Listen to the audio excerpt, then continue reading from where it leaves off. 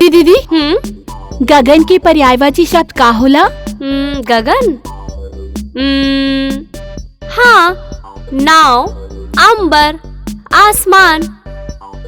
नभ, अंबर, आसमान और हाँ, आकाश।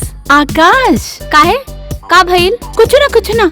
आकाश शब्द के वाक्य में प्रयोग कैसन होला? का शब्द के वाक्य में प्रयोग जब आकाश पर निशा घिरावेली ता निशा दीदी सोवत में भी आकाश पुकारी। पूजा के बच्चे अभी थोड़ा बतावा तानी। दीदी बहुत शरारती हो गई बा। अब बतावा। निशा बेबी आपसे मिले कॉलेज के लड़का के पिता आयल बा। लड़का के कॉलेज के पिता का कहा चाहता तू? ना, कॉलेज के लड़का का पिता आयल बा। सॉरी, माफ करना, हम थोड़ा कंफ्यूज हो गए रहनी। हमारा मतलब बा रवा से मिले कॉलेज लड़का पिता तीनों आयल बा। साहब रवा के बुलौले बाड़े, बस रवा जल्दी से आ जाइए। नमस्ते अंकल। अरे नमस्ते बेटा, आओ बैठ हमारे पास बैठ। हमरा तोरा से कुछ जरूरी बात करे के बा। अंकल ऐसन कौन बात बा जो रउआ सिर्फ हमरा से कहल चाहतानी? का बा बेटा कि हम चाहतनी कि पृथ्वी के तहार दुश्मनी दोस्ती में बदल जाए, बल्कि हम तहार हाथ पृथ्वी खातिर मांगे आइल बने। हाँ? रउआ चाहतानी कि हम उही लड़का से शादी करी जो कॉलेज में हमरा साथे बलात्कार करके कोशिश कर रहे? व्हाट? ये बात तो हमके पहले कहना बतौलू। पापा, हम रउआ के दिल दुखावत न चाहत रही। मेहता जी, हम अपन बेटा के गलती पे बहुत शर्मिंदा बनी।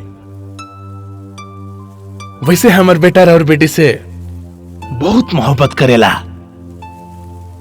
अगर निशा बेटी ओकरा से शादी कर ले तो वो सुधर जाई। हमार बेटी के केहू के सुधार के कोनो जरूरत नहीं है। मंत्री जी, ऐसे पहले कि हमनी से रउआ के शान में कोनो गुस्ताखी हो जाए, रउआ कृपा करके यहाँ से चल जाए।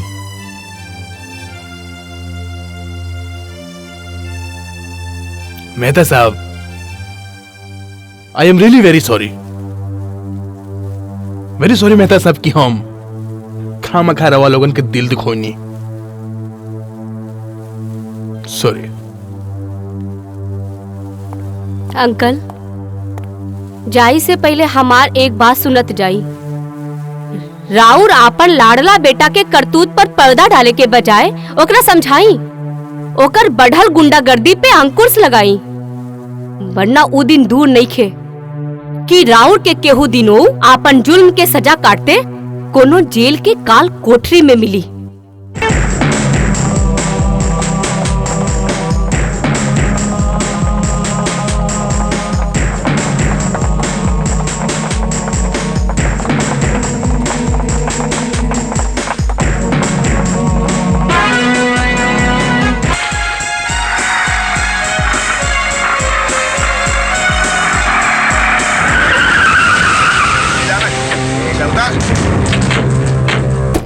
अरे बहुत थोड़ा ताड़ा तू। चला हटा हटा। अरे पृथ्वी बॉस, चला हट। क्या करता तू?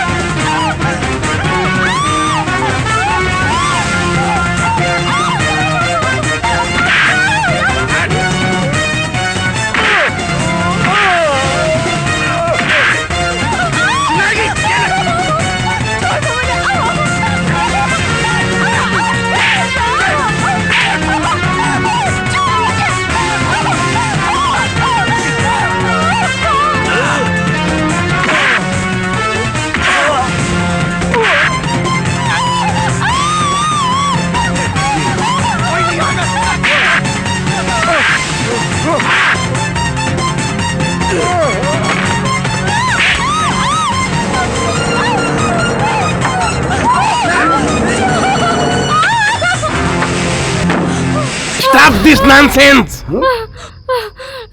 अब तो रउआ के अपना बेटा के करतूत पे यकीन भइल।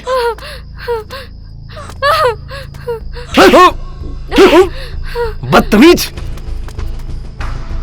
यह तुम्हारी लड़की खातिर प्यार, यह प्यार खातिर तू हमारा सामने गिड़गिड़ात रहोस? ये प्यार खातिर? डैड, मर गिल तोहर बाप, मर गिल तोहर बाप आज से। हमार मंत्री पद, हमार सत्ता के ताकत तोहरा खातिर ढाल बनल रहे, ये से हम आज से तोहरा खातिर ही ढाल छीना तनी। और यह वक्त इस शहर छोड़ के दूर चल जाओ, या हमार नाम के साया भी तोहर साथ ना दी। अच्छा भैली सब हम अपन आंख से देख लेनी, वरना शायद हम तोहरी छोटा मोटा शरारत समझ के माफ कर देती, लेकिन ना, अब समझ में आयल कि तू शरारती ना बल्कि अव्वल नंबर की गुंडा हवे, गुंडा। Please dad, please. सुन ले ना तू, तोर बाप तोरा खातिर ऐसे मर गिल बा। दूर हो जाओ हमारे नजर के सामने से।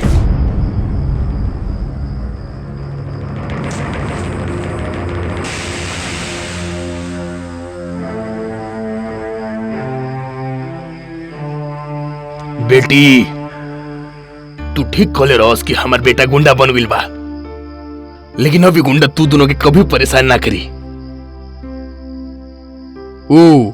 तू दोनों की जे तकलीफ दिले बा, ओकर तरफ से हम माफी मांगत नहीं। ना अंकल, रउआ माफी मांग के हमरा शर्मिंदा नहीं की करी। रउआ के कोनो दोस्त नहीं खे। Please uncle, please. रवा के कुछ ना कुछ तो इंतजाम करे के पड़ी। आज हम बहुत टेंशन में बानी, बहुत परेशान बानी। टेंशन, परेशान, बीबी के टेंशन, बिजनेस के टेंशन, इनकम टैक्स के टेंशन, बच्चों के टेंशन, पेट के टेंशन। हर आदमी अपन टेंशन दूर करे खातिर इधर आवे। हाँ। लेकिन सेठ हम माफी चाहते नहीं, आज हम तार टेंशन दूर ना कर सके नहीं। हाउसफुल। ये रजिस्टर देखो,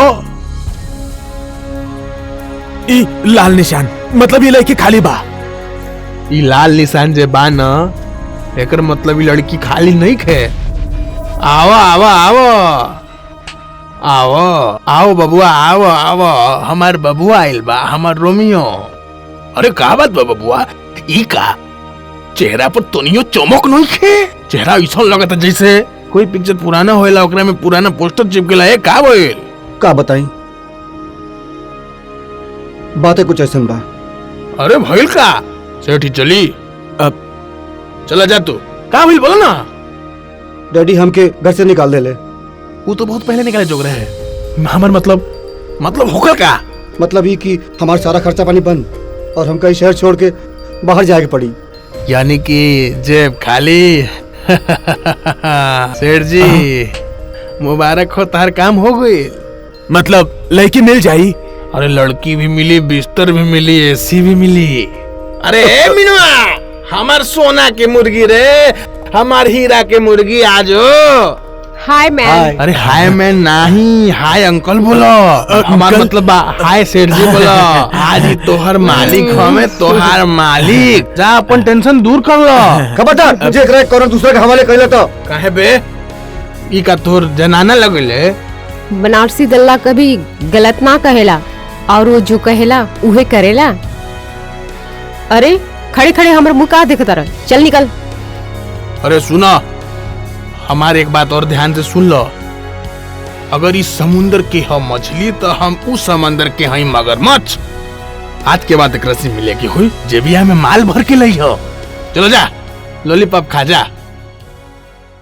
सेठ जी जा, अपन टेंशन दूर करो, और आते वक्त हमरा के पेंशन मिली। चलो जाई सेठ जी खूब रगड़ी हो, करुआ तेल ऊपर पड़ा।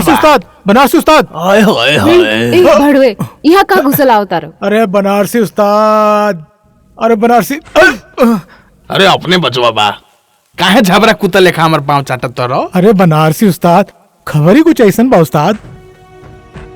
कहा बा खबर, पढ़ के वजन देख लेता नहीं। अरे उस्ताद वो वाला खबर ना उस्ताद, अपन के खबर।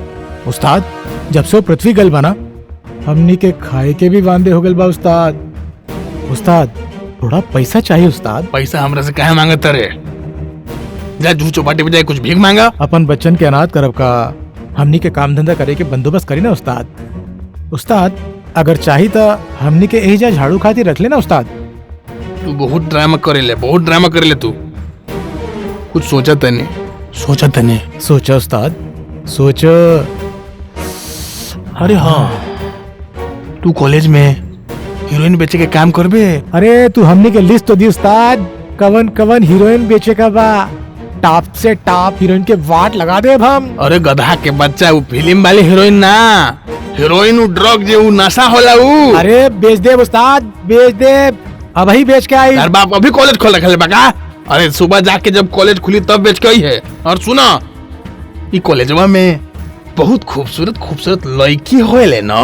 बिल्कुल सही कला उस्ताद। एक बात हमार कान खोल के सुन लो, ये लड़की के ये नशा के आदत डाल दो, हैबिट। और जब आदत पड़ जाए तो ब्रांच ऑफिस से सप्लाई बंद कर दी हो, और जो हमारी हेड ऑफिस बा ना एक दर्शन करा दी हो। हाँ बाकी हम सब समझ गए नहीं उस्ताद। हाँ सुबह ड्रग्स ले जाइयो। हाँ। और फिर तहार धंधा शुरू। उस्ताद अरे thank you, ई के कर उस्ताद। बोचवतड़े हमार गोड़ी धर बा। समझ गई तोर थोड़ा सा प्रॉब्लम बा। नीचे 3-4 अखबार खाली पड़ल बा, ओकरा जाके पढ़ ले। उस्ताद अरे यार, ये हमरा डिस्टर्ब कर दिलस रे।